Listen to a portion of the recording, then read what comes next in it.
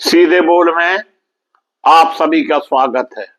दोस्तों, पूर्व आईपीएस अधिकारी अफ्ताब ठाकुर को मुख्य न्यायिक मजिस्ट्रेट के यहां नहीं मिला अभी कोई रिलीफ, और अगली सुनवाई 2 जनवरी 26 को होगी। दोस्तों,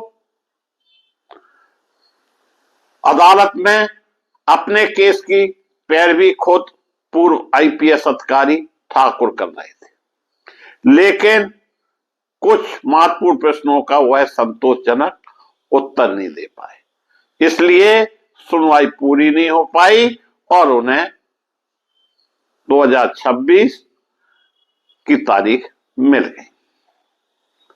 वहीं देवरिया का मामला है और कचहरी परिसर में सुबह से ही पुलिस छावनी में तब्दील है।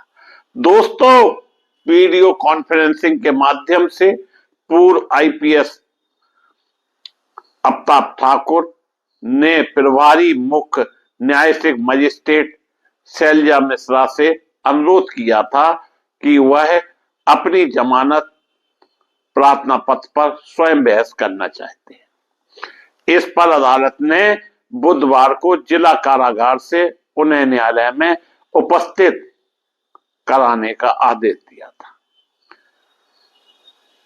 करीब 12 बजे अफ्ताब ठाकुर को न्यायालय कक्ष में लाया गया।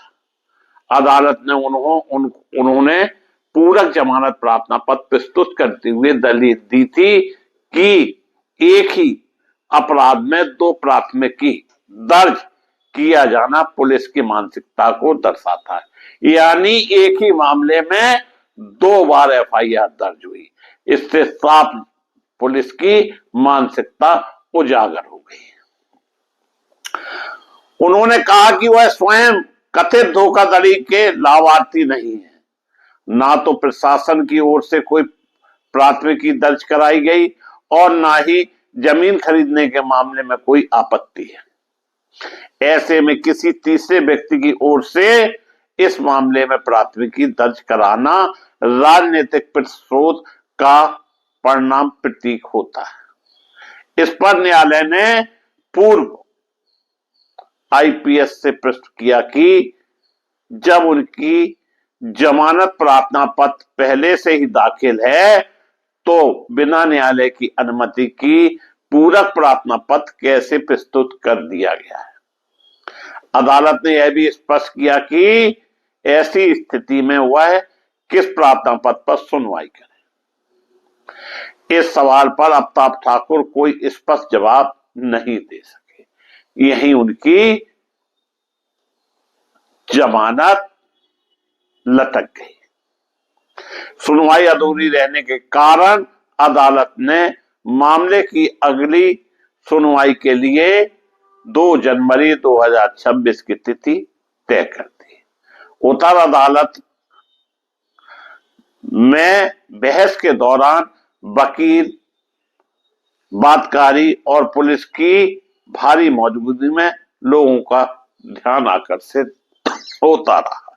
भीड़ को नियंत्रित करने में पुलिस को अच्छी खासी मशक्कत करनी पड़ी। दोस्तों, अफ्ताब ठाकुर का मामला सुर्खियों में है और जिस तरह से मामला पेश किया गया है उसमें अपने केस की पैरवी खुद अफ्ताब ठाकुर कर रहे हैं।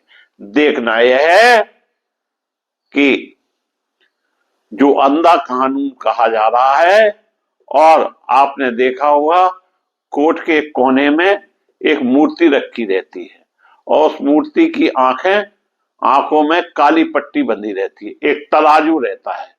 वो तराजू इसलिए है कि न्याय पूर्ण निष्ठा के साथ हो, परंतु जिस तरह के मामले आज के समय में आ रहे हैं और न्याय पर भी लोगों का धीमे धीमे विश्वास उठने लगा है।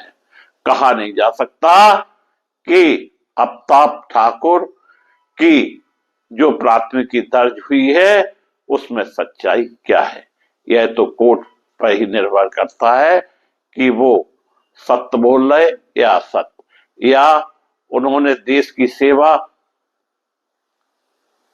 सही ढंग से की या फिर उन्होंने जमीनात के मामले में कोई धोखाधड़ी की है। मैं मुकेश उदैनिया पुनः आप सभी को धन्यवाद देता हुआ अपनी बात समाप्त करता हूं।